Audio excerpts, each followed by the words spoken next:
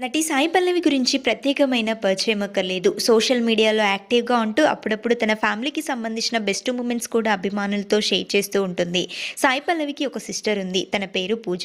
పూజ త్వరలోనే పెళ్లి చేసుకోబోతుంది. ఈ జనవరి 21న Pooja engagement friends and family members సమక్షంలో అంగరంగ వైభవంగా జరిగింది. పూజకి కాబోయే భర్త పేరు వినీత్.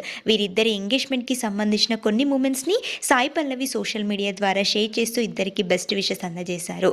సాయి పల్లవి షేర్ చేసిన ఫొటోస్లో అక్క చెల్లెలిద్దరూ క్యూట్ మూమెంట్స్తో అందరినీ బాగా ఆకట్టుకుంటున్నారు.